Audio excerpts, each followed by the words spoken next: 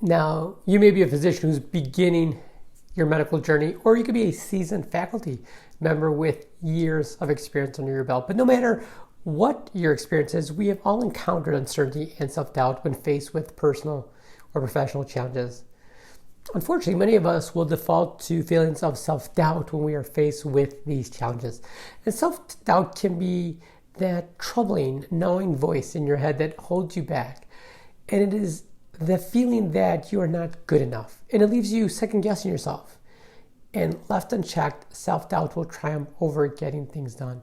It prevents you from achieving your goals, or even worse, it prevents you from even having big goals.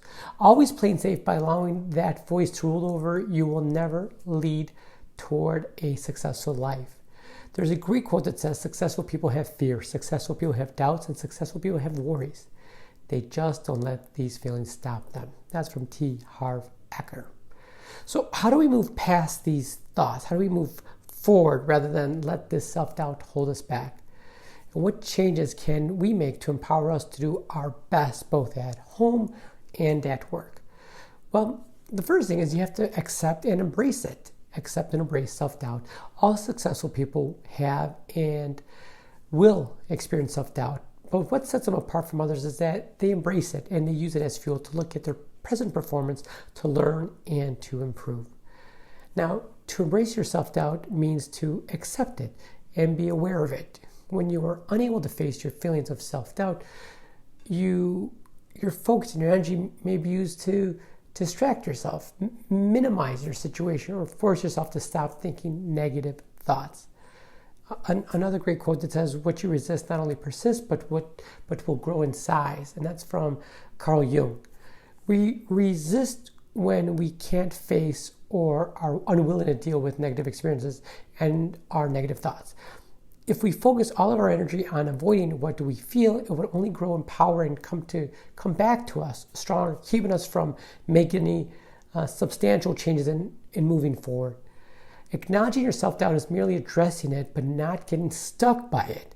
It's realizing that your self-doubt may be there to try and help you and protect you, but letting it know that it will not scare you or paralyze you. You can then choose to move forward and focus your energies on something that will help you make positive changes in your life.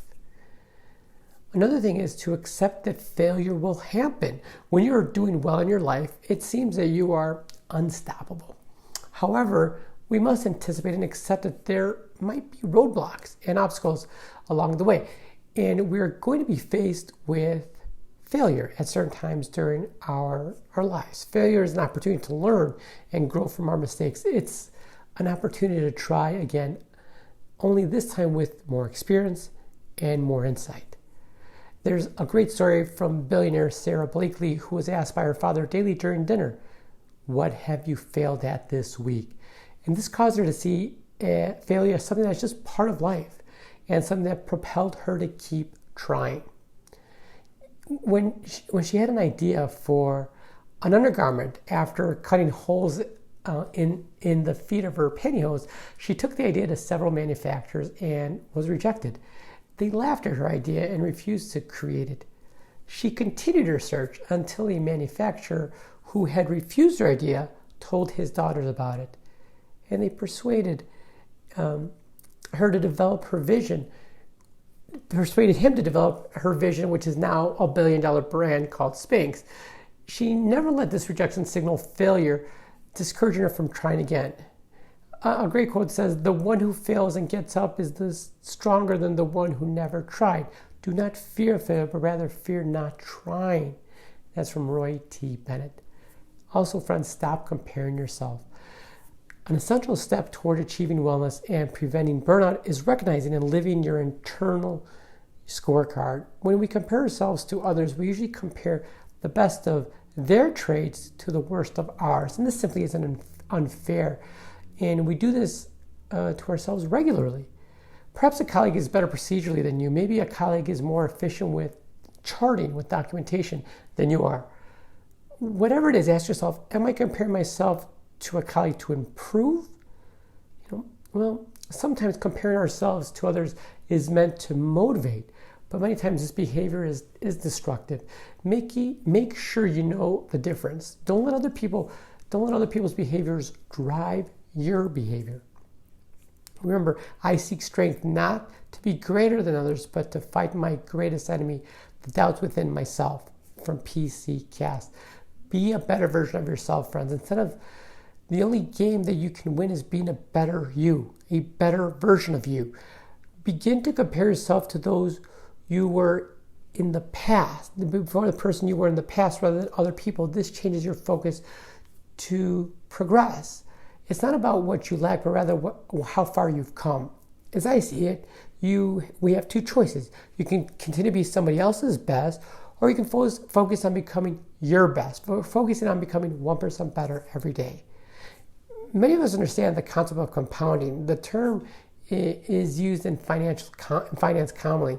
Even Albert Einstein appreciated the power of compounding in a widely referenced quote, compound interest is the eighth wonder of the world. He who understands it earns it. He who doesn't pays it. That's a great statement from Albert Einstein. In 1 year, if you worked at getting 1% better every day, you would have improved 3,800%. This concept is not new. In fact, this concept came from depressive era when business management experts were challenging industries to look for small improvements on existing jobs rather than spending time and resources and money on overhauling a department. The Japanese were leaders in this, and they created this philosophy called Kaizen, which is the Japanese word for continuous improvement, which is really what I'm hoping for you guys today too. Also, friends, journal. We talk about this all the time, but the reality is, though, your self-doubt didn't just start. It's been there for months and years, and if not a lifetime of doing this to ourselves. We can be our own worst critics, so take time to incorporate some time to journal at the start and at the end of your day. For me, free form is the best. My journaling tends to focus on contentment, gratitude, and visions of future success. I also have experimented with writing down negative thoughts and physically discarding them. And let me explain what this means. So we all go through negative or difficult times in our lives, and it could be from a bad or actually a hurtful patient encounter. And it could be from a strained relationship. Heck, it could just be from having just a bad day. But it's the dwelling in the negative thoughts that hurts, though. So you grab a piece of paper and you write down your negative thoughts or experience, and start with a prompt such as, it was really hurtful when, or I felt down today because, and just free write. Don't censor yourself. Don't correct grammatical errors. You just write. And finally, you tear the paper up and throw it away, and just throw it away. Yes, throw it away. On some level, you may think that this is silly, but research supports this. Dr. Richard Petty of Ohio State University did research that showed just that. By physically throwing away your thoughts, you mentally discard them as well. It's a trigger that just discards that thought. Also, friends, action beats self-doubt. According to Russ Harris, he's the author of The Confidence Gap, a guide to overcoming fear and self-doubt. It's a fantastic book. But the actions of confidence come first. The feelings of confidence come later. He mentions how the definition of confidence was described as an act of trust and reliance instead of having a feeling of absolute certainty or assurance. In other words, waiting for a feeling of absolute certainty may not happen at that moment, but trusting in your ability creates space for you to take action when needed. Once you take action, you'll bypass any thoughts or barriers before they block you from reaching your goal. So he suggests trying these steps to help you move past your self-doubt and have confidence in your action. Number 1, practice the skills.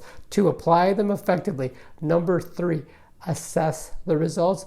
And number 4, modify as needed. It seems pretty straightforward to me. These steps will help you move past self-doubt and create more confidence to act, which is the key here.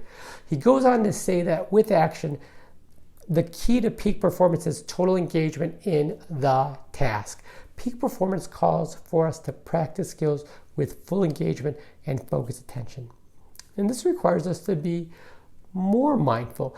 It's acknowledging your thoughts and discomfort, yet focusing your energy on staying engaged in the present moment.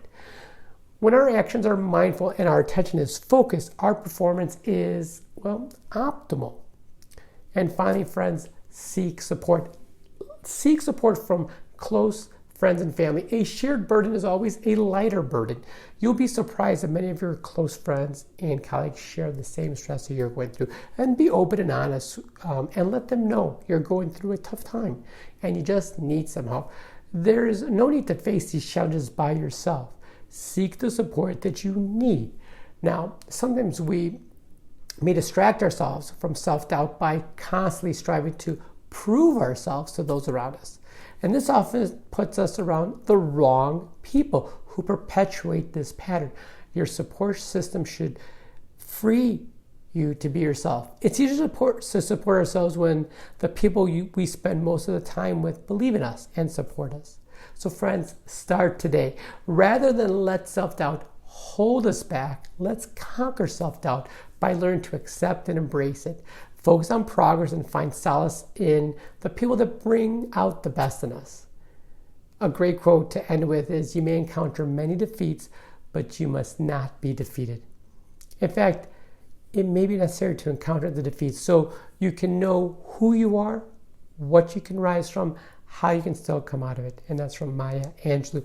So until next time, friends, be good to yourself and each other. And if you've not yet been a subscriber, please hit the bell below and you'll get a notification every time a new show comes out. So until next time, friends, be good to yourself and each other. We'll talk again soon.